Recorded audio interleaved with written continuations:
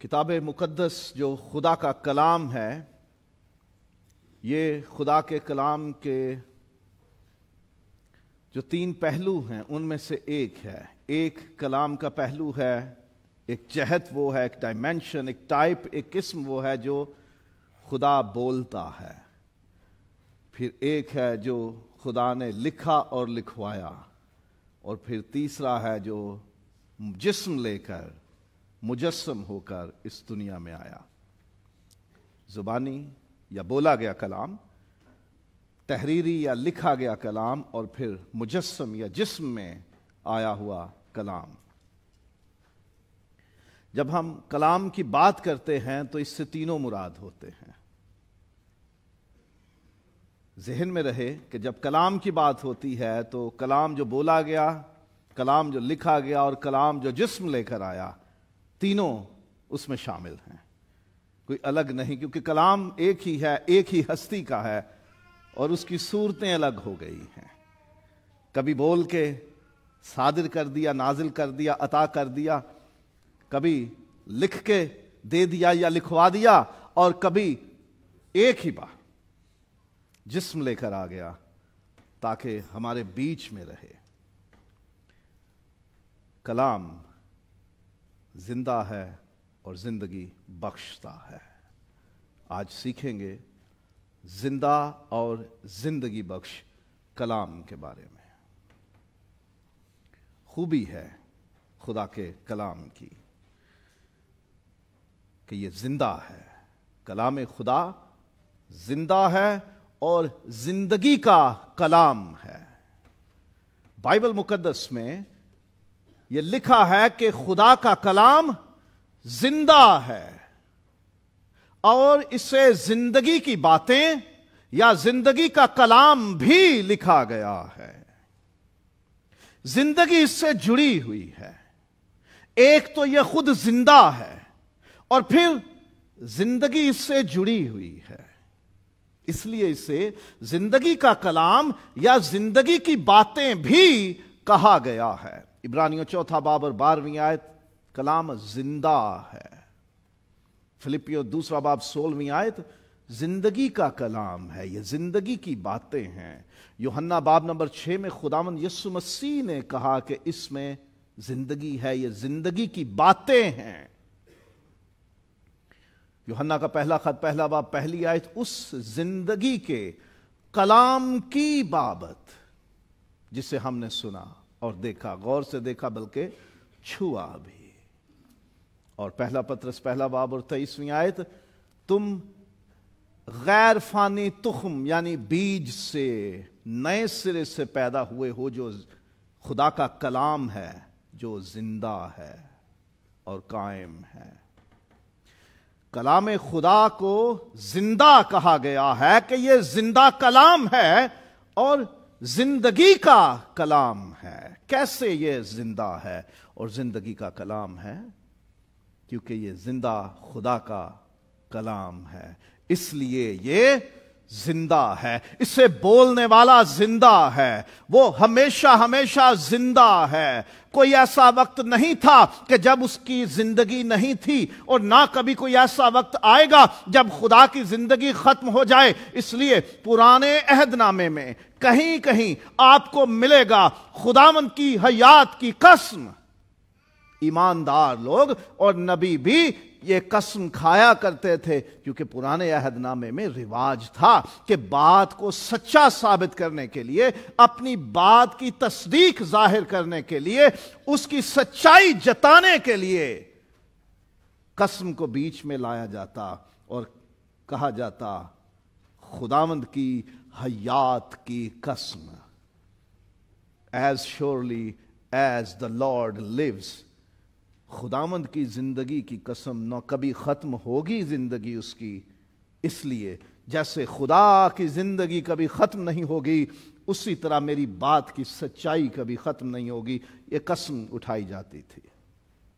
خدا زندہ ہے، اس کا کلام بھی زندہ ہے۔ جو مر جاتے ہیں ان کی زندگی کی حد ہوتی ہے، اس لیے وہ مر جاتے ہیں۔ اور کسی نے ان کی زندگی کی حد ٹھہرائی ہوتی ہے، اس لیے وہ زندگی پوری کر چکے ہوتے ہیں۔ خدا کی زندگی نہ کسی نے بنائی، نہ کسی نے اس کی حد ٹھہرائی، نہ خدا کے اوپر کوئی اختیار رکھتا ہے، نہ خدا کو کوئی کنٹرول کر سکتا ہے، نہ خدا کے اوپر کسی کا حکم چلتا ہے۔ خدا خود سب سے بڑا حاکم ہے، خدا خود سب کچھ بنانے والا ہے، خدا خود زندگی ہے، اس میں زندگی ہے، وہ زندگی دینے والا، زندگی پیدا کرنے والا ہے، زندگی سنبھالنے والا ہے، زندگی کی حدیں مقرر کرنے والا ہے، زندگی کی ساری منصوبہ بندی کرنے والا ہے، کیونکہ وہ خود زندہ ہے اور اسی کو زندگی پر اختیار ہے۔ کیونکہ خدا زندہ ہے، اس لیے اس کا کلام بھی زندہ ہے۔ کبھی یہ مت سوچئے کہ یہ کلام، اس کا وقت، اس کی میعاد ختم ہو جائے گی۔ کچھ لوگ سوچتے ہیں کہ جی اب زمانہ کسی اور کتاب کا ہے، پہلے کسی اور کتاب کا زمانہ تھا، پھر کسی اور کا زمانہ، پھر کسی اور کا زمانہ، پھر کسی اور کا زمانہ۔ خدا ایسا نہیں ہے، جیسے وہ ہمیشہ ہمیشہ کے لیے ایک جیسا ہے، اس میں تبدیلی نہیں، اس کے کلام میں بھی تبدیلی نہیں ہوتی۔ اس کا کلام کبھی تھا نہیں، ہمیشہ ہے۔ اس کے کلام کی حد کبھی نہ کسی نے ٹھہرائی، نہ کوئی ٹھہرا سکتا ہے۔ اس کی میعاد نہ کسی نے مقرر کی، نہ کوئی کر سکتا ہے۔ جیسے خدا بے حد ہے، ویسے ہی اس کا کلام بھی بے حد ہے۔ جیسے خدا ہمیشہ ہمیشہ کے لیے ہے، ویسے ہی اس کا کلام بھی ہمیشہ ہمیشہ کے لیے ہے۔ جیسے وہ زندہ ہے، اس کا کلام بھی ابدالآباد زندہ ہے۔ یہ کلام کبھی مرتا نہیں ہے، یہ کلام کبھی ختم نہیں ہوتا۔ پطرس رسول نے اسے بیج کہا ہے۔ بیج جب زمین میں بو دیا جاتا ہے تو دکھائی نہیں دیتا، لیکن اس میں سے زندگی نکلتی ہے، زمین کا سینہ چیرتی ہے، اور پھر ایک ہلکی سی کونپل، اور پھر اس میں سے تنا، اور پھر شاخیں اور پتے اور پھول اور پھل نکلتے ہیں۔ وہ بیج۔ لوگوں کو لگتا ہے کہ یہ کلام مر گیا، لیکن در حقیقت یہ زندگی کا کلام ہے، جس سے زندگی نکلتی ہے۔ جیسے خدا زندہ ہے، اس کا کلام بھی زندہ ہے، اور یہ خدا کی سانس رکھتا ہے، اس لیے یہ زندہ کلام ہے اور زندگی رکھتا ہے۔ ہم یہ بات سیکھ چکے ہیں کہ اس میں خدا کی سانس ہے۔ خدا کے کلام میں لکھا ہوا ہے تیموتھیوس کے دوسرے خط میں 3 باب اور 16 آیت میں کہ ہر ایک صحیفہ خدا کے الہام سے ہے۔ انگریزی میں لکھا ہوا ہے all scripture is God breathed، اور اصل اس کا مطلب پتہ کیا ہے؟ کہ تمام صحیفے، تمام کلام کی تمام کتابیں، سارا کلام جو نبیوں اور رسولوں نے لکھا، وہ خدا کی سانس سے نکلا ہے۔ اردو میں ترجمہ ہوا خدا کے الہام سے ہے، لیکن اصل زبان میں پڑھیں تو اس کا ترجمہ یہ بنتا ہے کہ تمام کلام خدا کی سانس سے نکلا ہے۔ جب ہم بات کرتے ہیں، ہماری سانس ان الفاظ کے ساتھ شامل ہوتی ہے، ہمارے الفاظ اس سانس پر سفر کرتے ہیں۔ بول کے دیکھ لیجئے، جب آپ بات کرتے ہیں تو سانس اس میں استعمال ہوتی ہے، اور ہماری آواز ہمارے سانس کے اوپر سفر کرتی ہے اور ہوا میں جاتی ہے، لہریں بنتی ہیں، اور پھر آپ کے کان کے پردے پر ٹکراتی ہیں، اور آپ کا ذہن، آپ کا برین اسے کنورٹ کرتا ہے سمجھنے والی باتوں میں۔ خدا نے جب بات کی تو خدا کی سانس اس میں شامل تھی. خدا کے کلام میں خدا کی سانس شامل ہے. خدا کی سانس کبھی رکتی نہیں. خدا کی سانس کبھی پرانی نہیں ہوتی. خدا کی سانس کی حدیں نہیں ہے. خدا کی سانس انسان کی سانس سے زیادہ قدرت والی ہے, تاثیر والی ہے, کام کرتی ہے. جب کوئی مر رہا ہو پانی میں سے نکالو, یا کوئی جس کو دل کا جس پہ حملہ ہو جائے, ہارٹ اٹیک ہو جائے جسے, تو کیا کیا جاتا ہے؟ اس کو پریس کیا جاتا ہے, اور پھر اگر اس میں سانس بحال نہ ہو تو پھر اس کو منہ کے ذریعے انسانی سانس دی جاتی ہے. ہم انسان دوسرے میں سانس ڈال کے اس کی سانس کچھ وقت کے لیے بحال کر سکتے ہیں. ہم پھونک مار کے اپنی سانس باہر نکال کے چیزوں کو اڑا سکتے ہیں. ہم سانس باہر نکال کے آگ بجھا سکتے ہیں. ہم سانس باہر نکال کے کسی کی آنکھ صاف کر سکتے ہیں. ہم سانس باہر نکال کے اس کے دوش پہ اپنے الفاظ کہہ کے بہت کچھ کر سکتے ہیں. ذرا اس کی سانس کا اندازہ کیجئے جس نے تمام کائنات کو اپنا کہہ کر بن جا تو بن گئی. اس کی سانس کی قدرت کا اندازہ کیجئے کہ جس نے ہماری سانسیں اپنے قبضے میں رکھ چھوڑی ہیں. اس کی سانس کی قدرت کا اندازہ کیجئے. ہماری سانس کئی کام کر لیتی ہے تو اس کی سانس کیا کام نہ کرتی ہوگی. وہ ہماری سانس سے زیادہ قدرت والی ہے, تاثیر والی ہے, زیادہ کام کر سکتی ہے. خدا کی سانس ہے اس کلام میں. یہ خدا کی سانس لے کے نکلا ہے. خدا کی سانس پہ اس نے سفر کیا ہے. اس لیے یہ زندگی رکھتا ہے کیونکہ خدا کی سانس اس میں ہے. خدا کی سانس ہے اس میں, اس لیے یہ زندگی رکھتا ہے. اور اسی لیے کلام مقدس میں اس سے روح اور زندگی کا کلام کہا گیا ہے.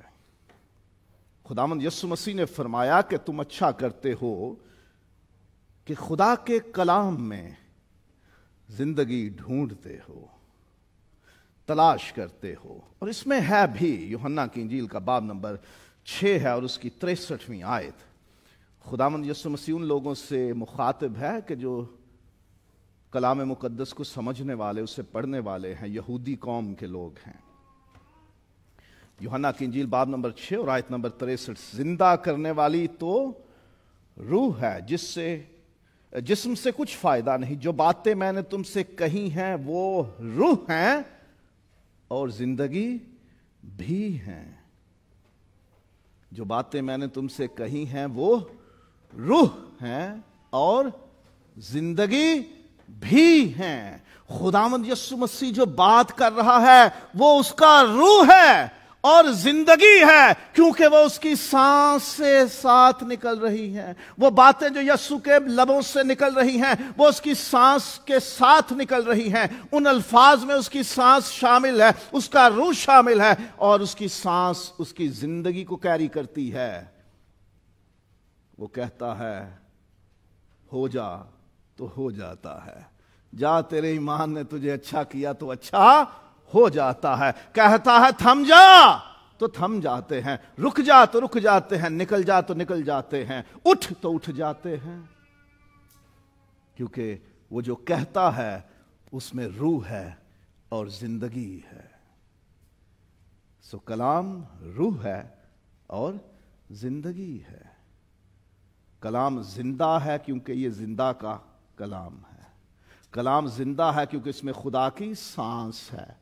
کلام زندہ ہے, یہ روح ہے اور زندگی ہے. روحیں کبھی مرا کرتی ہیں.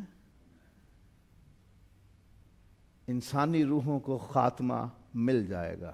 انسانی روحیں ختم ہو جائیں گی, انسانی روحیں برباد ہو جائیں گی, کیونکہ ایک وقت آئے گا نا ابدی ہلاکت میں ہم ڈال دیے جائیں گے. جو ہلاکت کے لیے جن کی عدالت ہو جائے گی کہ اب ان کو ہلاکت میں ڈال دیا جائے, ان کو جہنم میں ڈال دیا جائے, وہاں ان کی ابدی ہلاکت ہو گئی.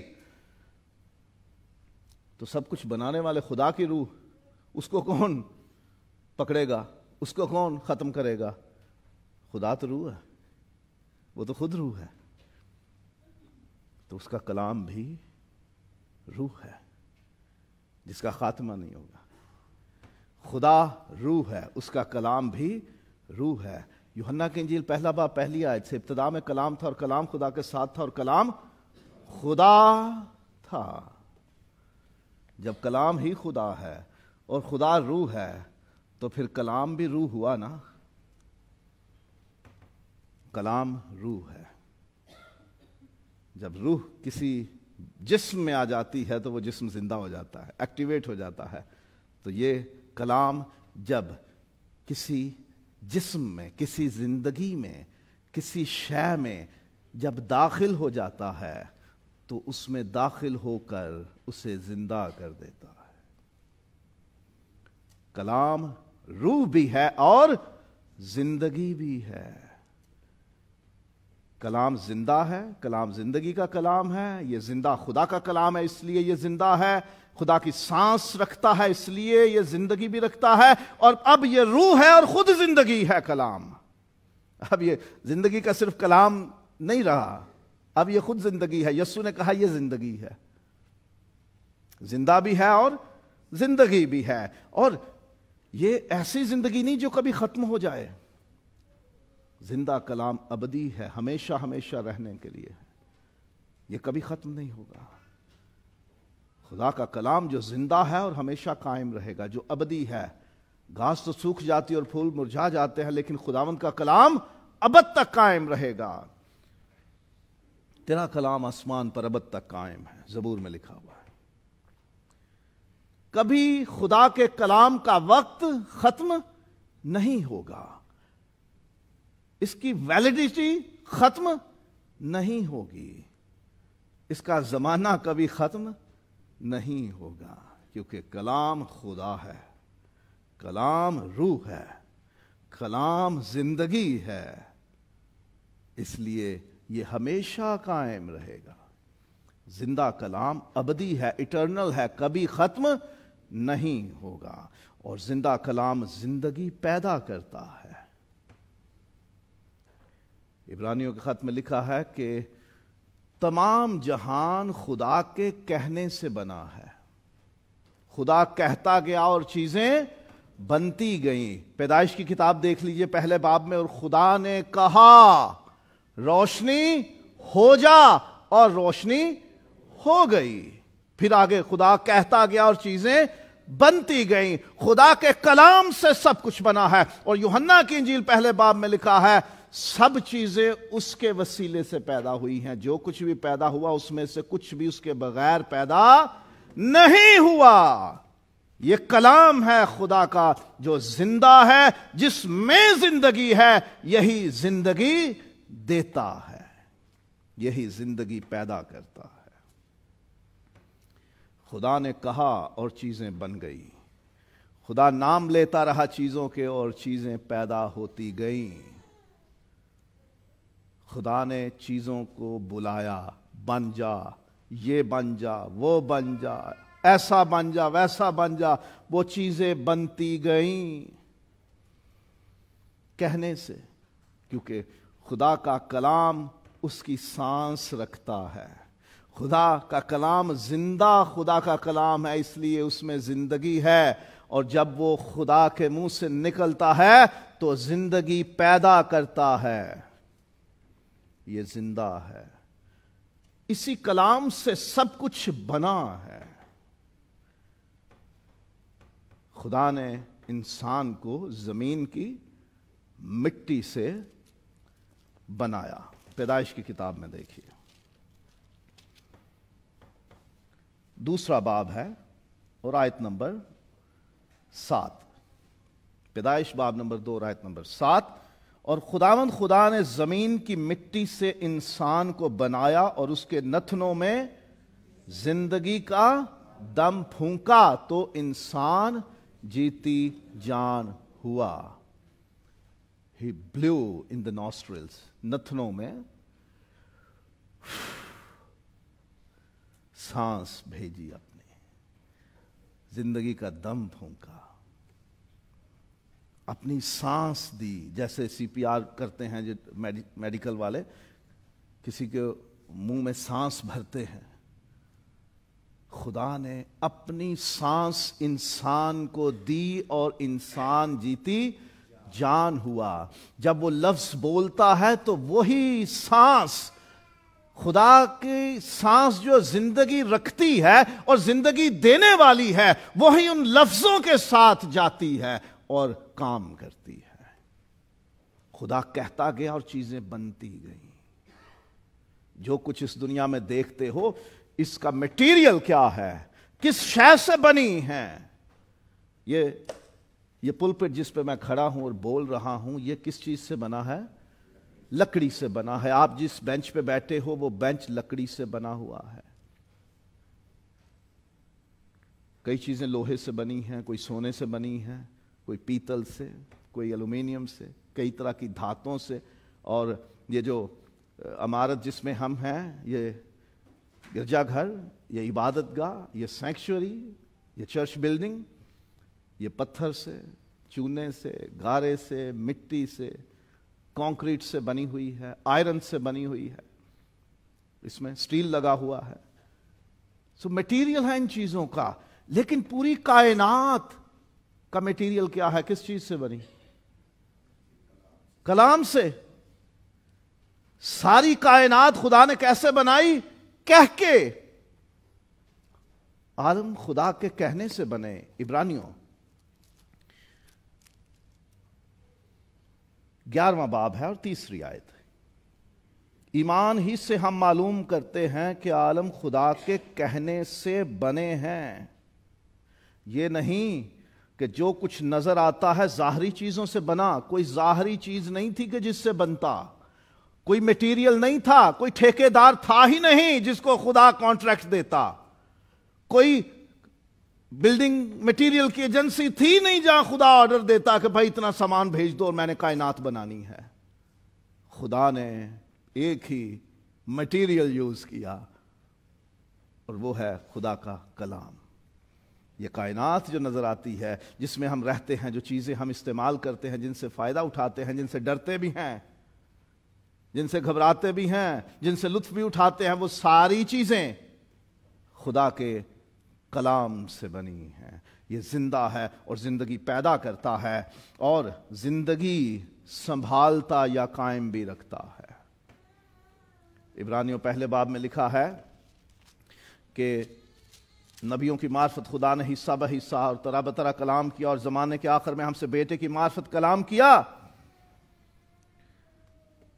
جسے اس نے سب چیزوں کا وارث ٹھہرایا اور جس کے وسیلے سے اس نے عالم بھی پیدا کیے۔ وہ اس کے جلال کا پرتو اور اس کی ذات کا نقش ہو کر سب چیزوں کو اپنی قدرت کے کلام سے سنبھالتا ہے۔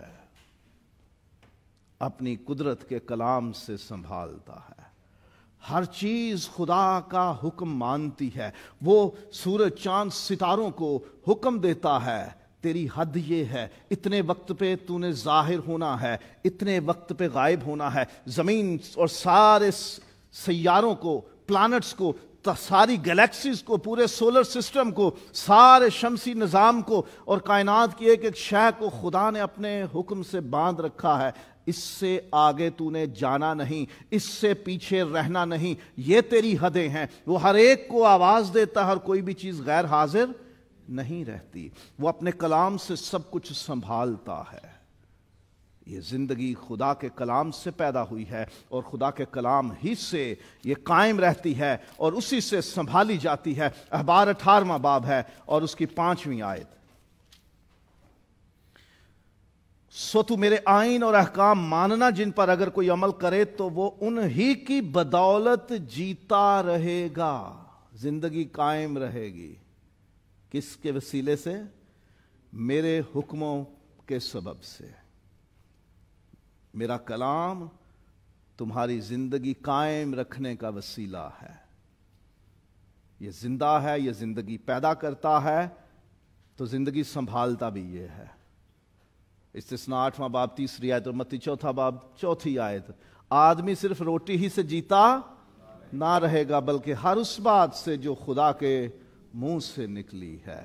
ہماری زندگی قائم رہتی ہے خدا کے منہ سے نکلی ہوئی باتوں کے سبب سے، کیونکہ ہم روٹی کھانے کے لیے پیدا نہیں ہوئے تھے، ہمیں اناج کے ساتھ پیدا نہیں کیا گیا تھا۔ ہماری زندگی خلق ہوئی خدا کی سانس سے، ہماری زندگی پیدا ہوئی خدا کے کلام سے، اس لیے ہماری زندگی قائم بھی رہ سکتی ہے صرف خدا کے کلام سے۔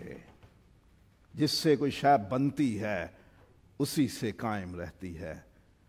خدا نے کلام سے بنایا ہے، اپنی سانس سے بنایا ہے، تو خدا کا کلام، اس کی روح، اس کی سانس کے حامل کلام، اسی کے ذریعے ہماری زندگی قائم بھی رہتی ہے۔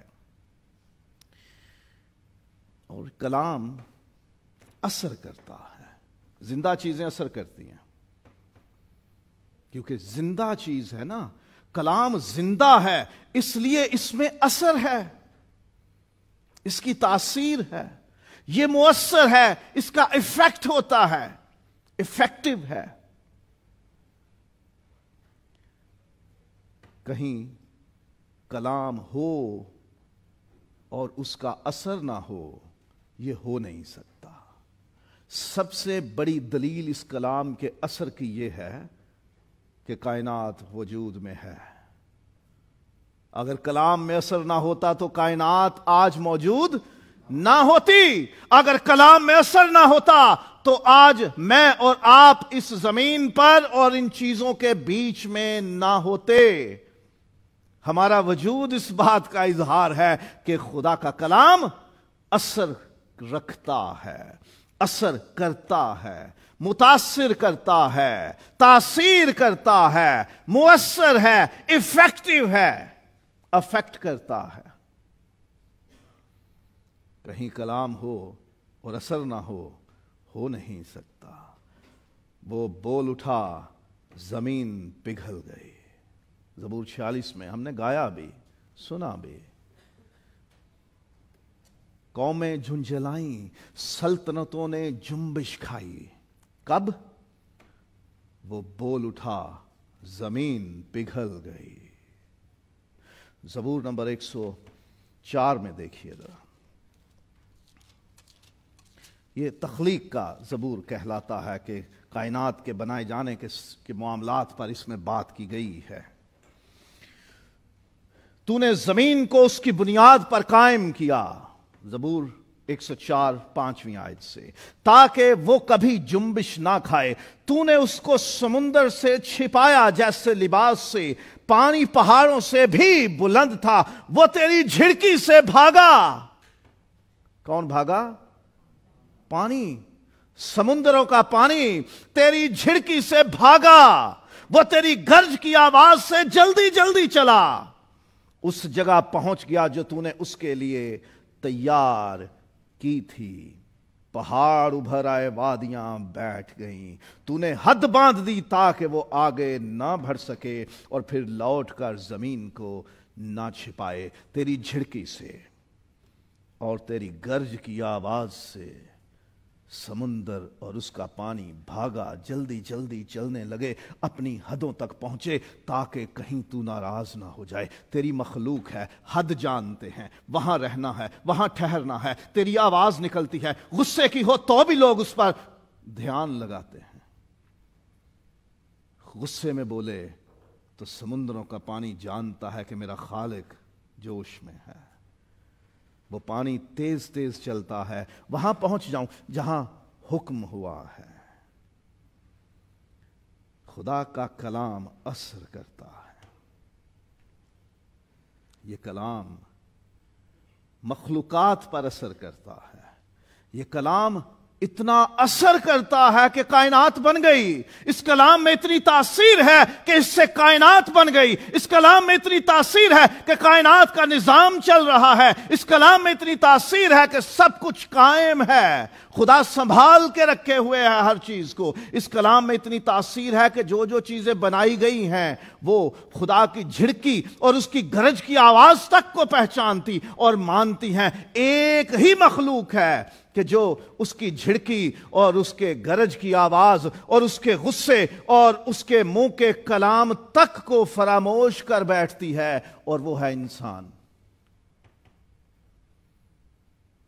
کلام زندہ ہے، اثر کرتا ہے، لیکن ہم انسان اس سے اثر کرنے کا موقع نہیں دیتے۔ جو اس کی اہمیت جان لیتے ہیں وہ اس کے اثر سے دور نہیں رہ سکتے، ان کی زندگی میں یہ ضرور اثر کرتا ہے۔ کلام کے اثر کرنے کی شہادت ہم خود ہیں، کائنات ہے، کلام کی تاثیر سے یہ سب کچھ بنا ہے، اور یہ کلام انسان کے دلوں اور ارادوں کو دور ہی سے جانچتا، پرکھ لیتا ہے، آزما لیتا ہے۔ کلام زندہ ہے نا۔ ہم انسان دعویٰ کرتے ہیں، او میں تو دی شکل ویکھ کے پہچان لیا سی، ٹھیک ہے۔ اولاد کو پتا ہوتا ہے کہ اس وقت ماں یا باپ کس موڈ میں ہے، پتا ہوتا ہے نا۔ جیون ساتھی کو بھی پتا ہوتا ہے کہ اس وقت صاحب یا میڈم کس موڈ میں ہے، ٹھیک ہے۔ کئی لوگ مجھے عبادت کے بعد ملتے ہیں، آج آپ غصے میں تھے اس لیے ہم نے آتے ہی آپ کو کوئی بات نہیں کہی کہ کہیں سارا غصہ مجھ پہ ہی نہ نکل جائے۔ میرا مزاج جانتے ہو نا۔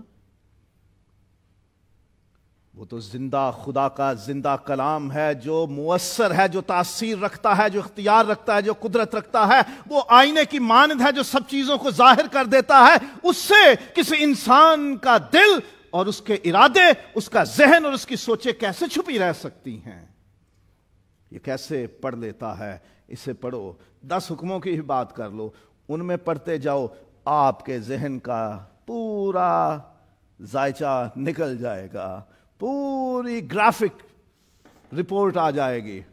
اینجیوگرافی سونوگرافی ہوتی ہے نا، جسے الٹرا ساؤنڈ کہتے ہیں، وہ سونوگرافی ہے، اور دل کی رپورٹ جو بنائی جاتی ہے وہ اینجیوگرافی ہے، اور کبھی وہ ای سی جی بھی ہوتی ہے، لائنیں اوپر نیچے آتی ہیں، وہ گراف ہوتا ہے، وہ بتا دیتی ہیں مشینیں کہ ہمارے اندر کیا چل رہا ہے۔ یہ کلام بتا دیتا ہے آپ کے اندر کیا چل رہا ہے۔ ایک بندے نے فون کیا مجھے اور کہا، پادری صاحب جو خدا سے وعدہ کیا ہو وہ کیسے پورا کرنا چاہیے؟ میں نے ارادہ بنایا کہ اس کو ذرا ٹھیک سختی سے جواب دوں۔ ایسے جواب تب مانگے جاتے ہیں، ایسے سوال تب کہے جاتے ہیں جب دل میں کچھ گڑبڑ آ جائے کہ وعدہ تو کیا ہے، پورا نہیں کرنا۔ وہ کیڑی دے گا وہ والا صاحب کہ خدا کے خادم سے سوال تب اس طرح کیا جاتا ہے، خدا سے وعدہ کیا ہو تو وہ کیسے پورا کریں؟ بھئی جب باندھا تھا وعدہ تب نہیں پتا تھا، تب تو کہا تھا ربا میرا کام کرا دے، میں چرچے 50 دینار دے آنگا۔ اب سوال کر رہا ہے کہ انج پورے کریے۔ جب دل میں آ جائے نا گڑبڑ، تب ایسا سوال ہوتا ہے، خدا نے وعدہ تے کیتا سی کہ انج پورا کریے۔ بھئی جس طرح کیا تھا وعدہ ویسے ہی پورا کرو۔ کیسے اولاد سے محبت کریں، کیسے جیون ساتھی سے محبت کریں؟ یہ سوال تب آتے ہیں جب آپ کے دل میں کسی اور کی محبت جاگ جاتی ہے اور آپ بیلنس کرنے کے چکر میں رہتے ہو۔ جب آپ کلیئر ہوتے ہو نا تو پھر ایسے بے تکے سوال نہیں کرتے ہو۔ کلام جب پڑھتے ہو تو آپ پر ظاہر ہو جاتا ہے، تو کسی اور مورت صورت کو، کسی بندے بی بی کو سجدہ نہ کرنا، یعنی اسے میرے سے زیادہ اہمیت نہ دینا۔ میری رپورٹ آ گئی، اس نے پڑھ لیا مجھے۔ وہ ایک بڑی پرانی مثال مشہور ہے کہ کوئی بندہ تھا نا، کہیں وہ لوگوں کو منادی بھی کرتا تھا، تعلیم بھی دیتا تھا، تو اس نے کہا جی دیکھو میرا سائیکل چوری ہو گیا۔ تو چوری کرنا بہت بری بات ہے۔ پھر ایک دن اس نے کہا مل گیا۔ کیسے؟ ذرا تھوڑا سا اگلے حکموں پہ گیا تو مجھے یاد آ گیا میں نے کہاں چھوڑا تھا۔ اپنی رپورٹ آ گئی نا۔ حکم پڑھتے ہوئے، کلام پڑھتے ہوئے ہم پہ ظاہر ہو جاتا ہے، ارے یہ میرا ہی ہے۔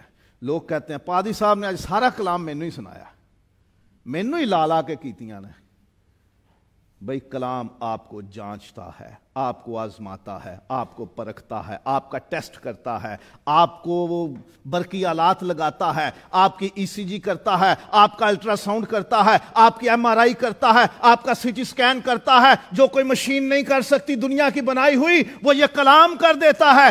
آپ کے ذہن، ارادوں اور خیالوں کو جانچ لیتا، آزما لیتا اور پرکھ لیتا ہے۔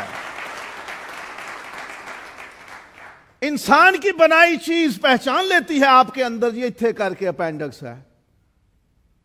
یہاں تک جان لیتے ہیں جی 3 مہینے کے بعد نا کاکا آنے والا یا کاکی. انسان کی بنائی مشین ہے نا وہ پرکھ لیتی ہے. ارے زندہ خدا کا کلام کیوں نہ پرکھے ہمیں, کیونکہ اس میں زندگی ہے, اسی نے زندگی بنائی ہے, وہ ہماری جانچ کرتا ہے کیونکہ وہ ہمارے اندر تک جانتا ہے. ہم اس کی وجہ سے بنے ہیں اور اسی کی وجہ سے قائم ہیں.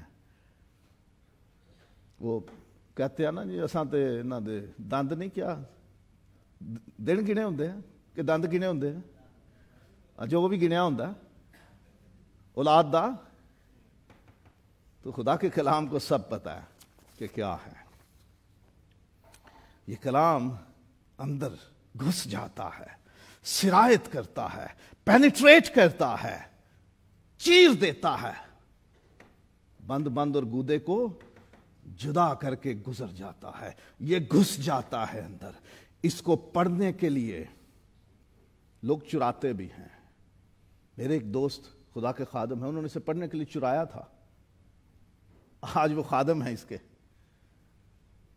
لوگ اس کو کہیں سے مانگتے ہیں جی مجھے چاہیے, میں نے اس کو پڑھنا ہے.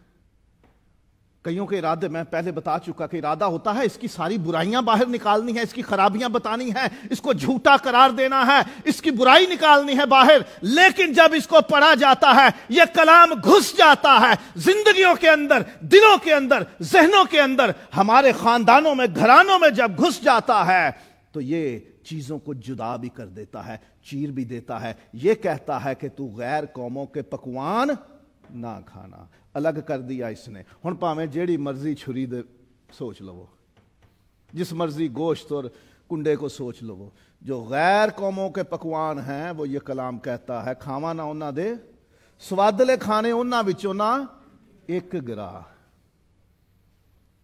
اب اس نے چلا دی چھری, چل گیا. اس کو گھسنے تو دو, یہ الگ کر دے گا. اناج کو بھوسے سے الگ کر دے گا, سچے کو جھوٹے سے الگ کر دے گا. اسے گھسنے دو اندر, یہ گھس جاتا ہے. اس میں طاقت ہے, یہ پینیٹریٹ کرتا ہے, اندر چلا جاتا ہے اور یہ کامیاب لوٹتا ہے, ہمیشہ کامیاب رہتا ہے. خدا کا کلام ہی نہیں جو بے انجام لوٹے, جو پورا نہ ہو. کئی مثالیں آپ کو بائبل میں ملیں گی. نبیوں نے کہا جاؤ ایسا نہ ہو تو کہنا خدا نے میری معرفت کلام ہی نہیں کیا, کیونکہ یہ بے انجام نہیں لوٹتا. یہ زندہ ہے نا, کامیاب رہتا ہے. یہ زندہ ہے, اس کے اندر پوری کیپیسٹی ہے کام کرنے کی, اور یہ کام کرتا ہے. یہ کبھی مت سوچنا کہ کلام نازل ہو, کلام ایکٹیویٹ ہو, کلام آئے ہمارے لیے اور وہ کامیاب نہ ہو. پورا ہوتا ہے. خدا کا کلام بے انجام نہیں لوٹتا, وہ کبھی بھی بے پھل نہیں رہتا, کبھی ناکام نہیں ہوتا. خدا کا کلام پورا ہوتا ہے, ہمیشہ کامیاب رہتا ہے. ہماری زندگی میں, کائنات میں جب بھی خدا نے اپنا کلام نازل کیا, کلام بھیجا, تو وہ کامیاب ہوا, پورا ہوا, کبھی بے انجام نہیں لوٹا. اور زندہ کلام ہے نا, دل کو فرحت دیتا ہے, شادمانی دیتا ہے, جان بحال کرتا ہے. ہم دکھی ہوں, صدموں سے گزریں, پریشانیوں سے گزر رہے ہوں, مایوس ہوں, ڈپریسڈ ہوں, کوئی امید باقی نہ رہے, کہیں سے کوئی مدد کی آس نہ ہو, حالات نے ہمیں پیس کے رکھ دیا ہو, ہمارا بدن, ہماری جان اور ہماری روح, ہمارا ذہن, ہماری سوچیں بالکل اکیلے پڑ گئے ہوں, کہیں سے نہ کوئی مدد آئے, نہ کوئی حوصلہ آئے, اور صرف بربادی اور تباہی ہو. ان کے بیچ میں یہ کلام ایسے اترتا ہے جیسے خشک اور پیاسی زمین پر بارش کی بوندیں. یہ دل کو تازہ کر دیتا ہے, یہ جان کو بحال کر دیتا ہے. جب ہم صدمات سے گزرتے ہیں, جب ہم افسوس کا شکار ہو جاتے ہیں, جب دکھ اور مصیبت کی انتہا ہو جاتی ہے, تو خدا کا کلام ہماری جان کو بحال کرتا ہے۔ تم ان باتوں سے ایک دوسرے کو تسلی دیا کرو۔ تیرا کلام میری جان کو بحال کرتا ہے۔ تیرے کلام نے مجھے پھر سے بحال کیا ہے۔ میرے دل کو تیری شریعت سے، تیرے کلام سے فرحت ہوتی ہے۔ My soul is refreshed۔ ہم دکھ سے نکلتے ہیں اور تسلی میں آ جاتے ہیں، مایوسی سے نکلتے ہیں اور امید میں آ جاتے ہیں، کیونکہ یہ زندہ کلام ہے جو ہماری مایوسی کو بھی امید میں بدل دیتا ہے، ہماری پسی ہوئی گھلی ہوئی جان کو بھی بحال کر دیتا ہے، یہ زندگی بحال کر دیتا ہے۔ جو شے مر جاتی ہے کلام اسے پھر سے زندہ کر دیتا ہے، جو شے کھو جاتی ہے کلام اسے پھر سے واپس دلا دیتا ہے، جو کچھ ہمارا بگڑ جاتا ہے کلام اسے پھر سے سنوار دیتا ہے، کیونکہ کلام وہ ایجنٹ ہے جس سے خدا نے سب کچھ بنایا۔ کلام ہی وہ ایلیمنٹ، وہ عنصر ہے، وہ شے ہے جس سے خدا نے سب کچھ بنایا ہے۔ کلام ہی ہے جو سب کچھ سنبھالتا ہے، کلام ہی ہے جو سب چیزوں کی حفاظت کرتا ہے، کلام ہی ہے جب کچھ بگڑ جائے تو اسے پھر سنبھالتا اور سنوار دیتا ہے۔ کائنات بنی اور بگڑ گئی، کلام جسم لے کر آیا تاکہ کائنات پھر سے بحال کر دے۔ انسان گناہ میں گر گیا، موت کا شکار ہو گیا، کلام جسم لے کر آتا ہے، صلیب پہ جان دیتا ہے، پھر زندہ ہو جاتا ہے تاکہ انسان پھر سے موت سے نکل کر زندگی میں آ جائے۔ کلام نے بنایا ہے، کلام ہی سنبھالتا ہے اور کلام ہی پھر سے زندہ کر دیتا ہے۔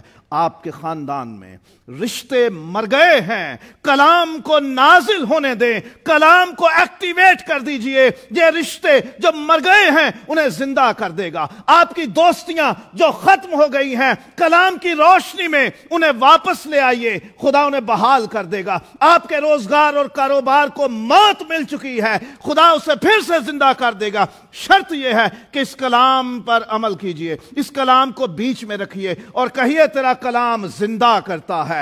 اے خداوند میں آج سے اپنے کاروبار کی بحالی چاہتا ہوں اور یہ ارادہ کرتا ہوں کہ اس کلام کی روشنی میں اسے چلاؤں گا۔ خدا آپ کا مرا ہوا کاروبار زندہ کر دے گا، آپ کے رشتے زندہ کر دے گا، آپ کا روزگار زندہ کر دے گا، آپ کا ایمان زندہ کر دے گا، آپ کی امید زندہ کر دے گا، کیونکہ یہ سب کچھ بنانے والا کلام ہے۔ جب بگڑ جاتا ہے تو سنبھال بھی یہی سکتا ہے، سنوار بھی یہی سکتا ہے، جب کچھ مر جاتا ہے تو اسے زندہ بھی یہی کلام کر سکتا ہے۔ اس کلام کو اپنی زندگی میں کام کرنے دیں، یہ سب کچھ بحال کر دے گا، یہ زندگی بحال کر دے گا۔ آپ کی روح مر گئی ہے ایمان کے اعتبار سے، خدا سے رشتے اور تعلق کے اعتبار سے، اس کلام کو بیچ میں لے آئیے، اس کو کام کرنے دیں۔ یہ اثر رکھتا ہے، یہ کام کرتا ہے، بے انجام نہیں لوٹتا، کام پورا کر کے آتا ہے، یہ زندگیاں بحال کر دے گا۔ اور زندگی عام نہیں، ہمیشہ کی زندگی جو کبھی ختم نہ ہوگی، کیونکہ یہ کلام زندہ ہے، ابدالآباد زندہ ہے، تو جو یہ زندگی دیتا ہے وہ بھی ابدالآباد قائم رہنے والی ہے۔ اس کلام کو اپنی زندگی میں کام کرنے دیں، اس کلام کی روشنی میں زندگی گزاریے۔ جہاں بگاڑ نظر آتا ہے اس کلام کو بیچ میں رکھیے، اسے کام کرنے دیں، درست کر دے گا۔ جو چیزیں بگڑ گئی ہیں انہیں سنوار دے گا، جو مر گئی ہیں انہیں زندہ کر دے گا۔